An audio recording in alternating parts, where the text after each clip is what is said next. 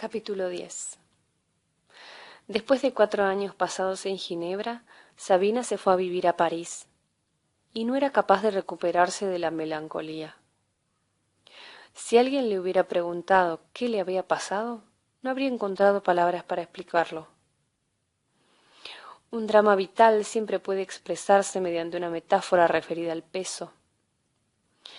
Decimos que sobre la persona cae el peso de los acontecimientos. La persona soporta esa carga o no la soporta, cae bajo su peso, gana o pierde. ¿Pero qué le sucedió a Sabina? Nada.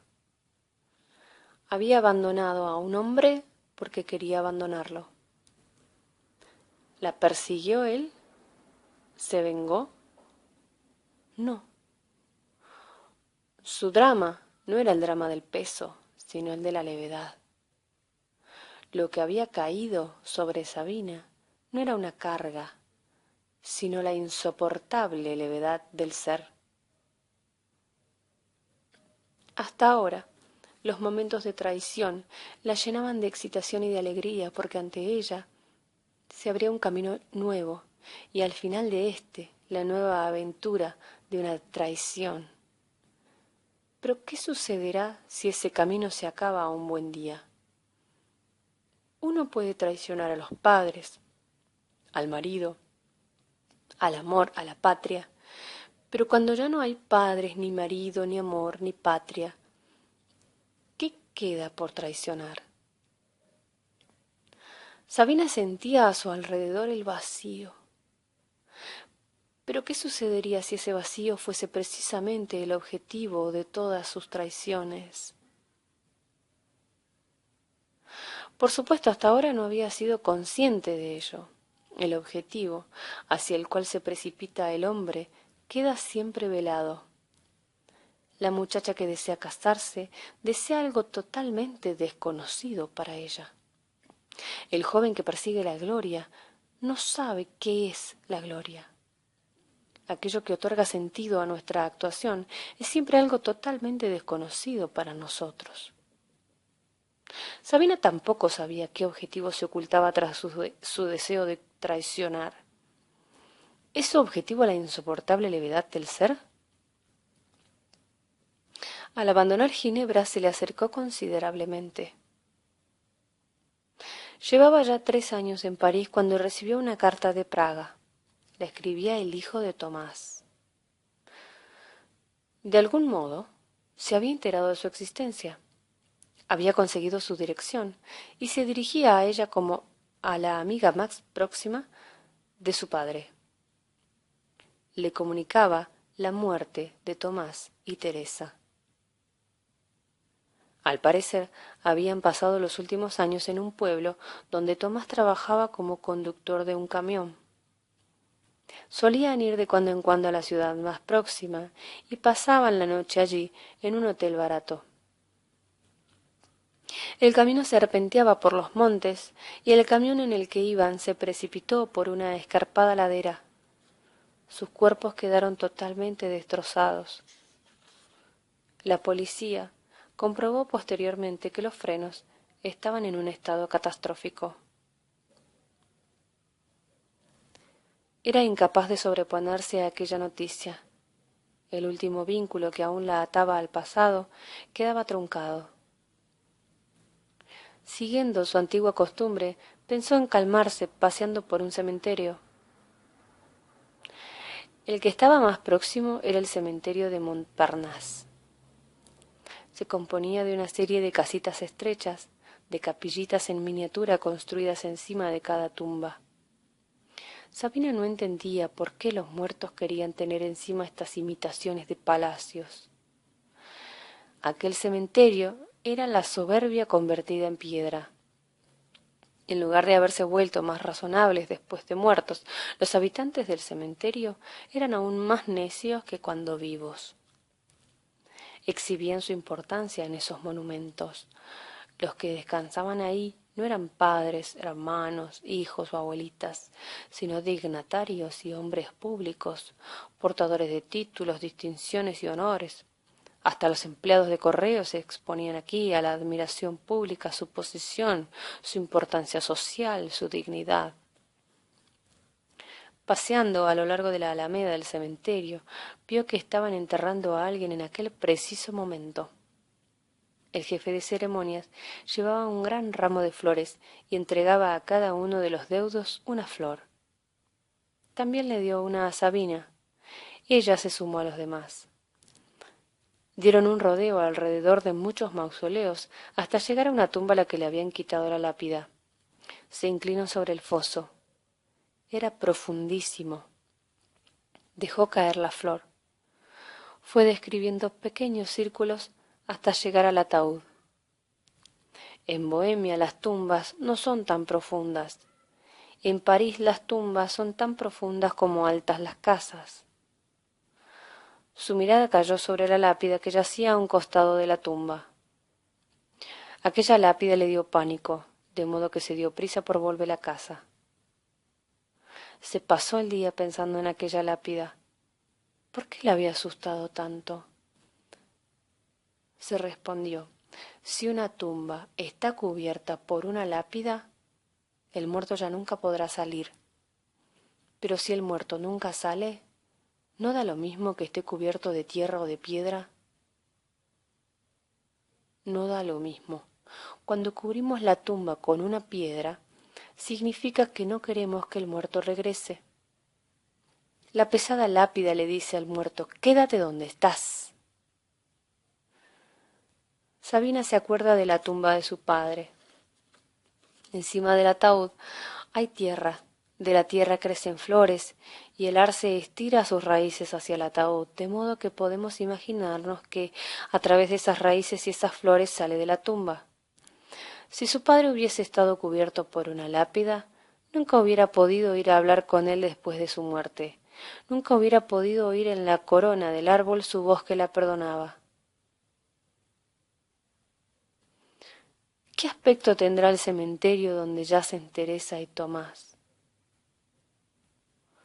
Volvió a pensar en ellos. Solían ir a la ciudad más próxima a pasar la noche en el hotel que allí había. Aquel párrafo de la carta llamó su atención. Indicaba que eran felices. Volvió a ver a Tomás como si fuera uno de sus cuadros. Delante, don Juan como un decorado falso pintado por un pintor ingenuo. A través de una grieta en el decorado podría verse a Tristán. Había muerto como Tristán, no como don Juan. Los padres de Sabina murieron en una misma semana, Tomás y Teresa en un mismo instante. Sintió nostalgia de Franz. En cierta ocasión le había hablado de sus paseos por los cementerios. Se estremeció de asco y dijo que los cementerios eran depósitos de huesos y piedras. En ese momento se abrió entre ellos un abismo de incomprensiones. Hasta hoy, en Montparnasse, no había entendido qué quería decir. Le da pena haber sido impaciente. Es posible que si hubieran permanecido más tiempo juntos, hubieran empezado lentamente a comprender las palabras que decían. Sus vocabularios se habrían ido aproximando tímida y lentamente, como unos amantes muy vergonzosos, y la música de cada uno de ellos hubiera empezado a fundirse con la música del otro. Pero ya es tarde.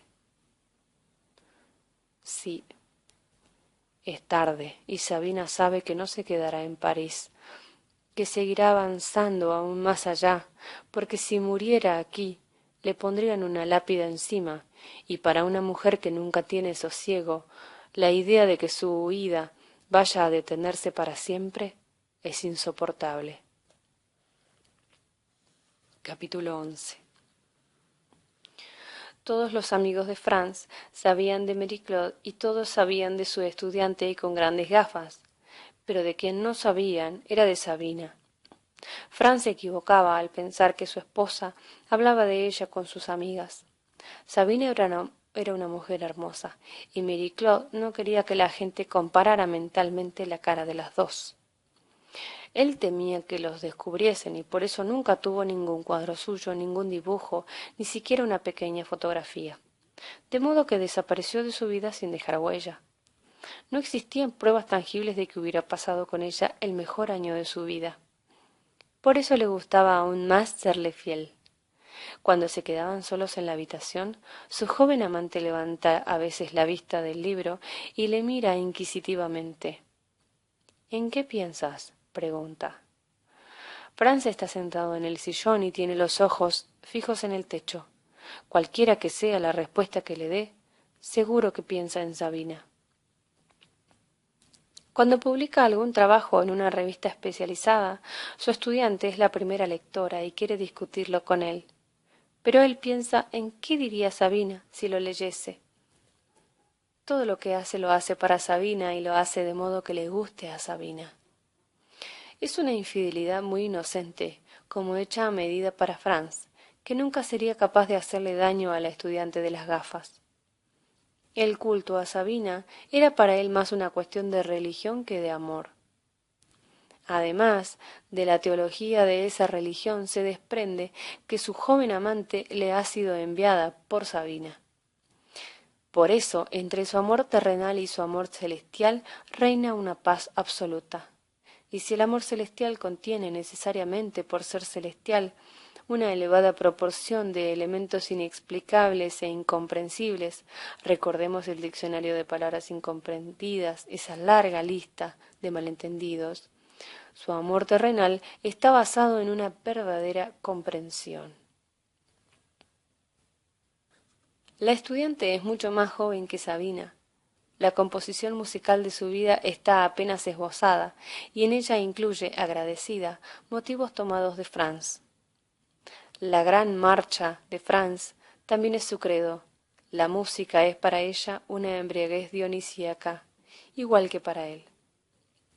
Van con frecuencia a bailar, viven en la verdad, nada de lo que hacen ha de ser secreto para nadie. Frecuentan la compañía de amigos, compañeros y hasta personas desconocidas, disfrutan estando, bebiendo y charlando con ellos.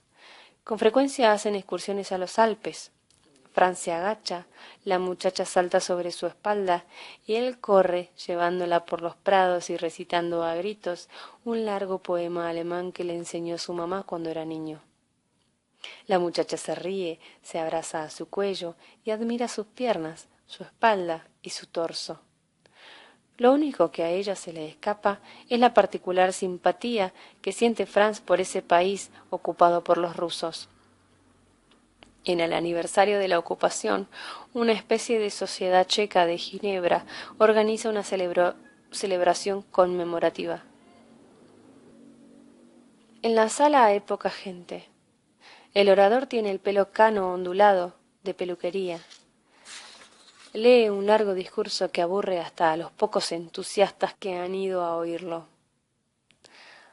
Habla en un francés sin faltas, pero con un acento terrible.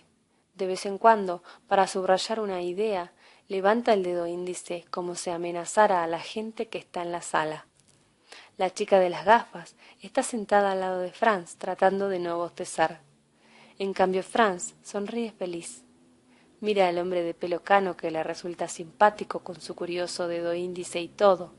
Le parece que ese hombre es un mensajero secreto, un ángel, que mantiene la comunicación entre él y su diosa.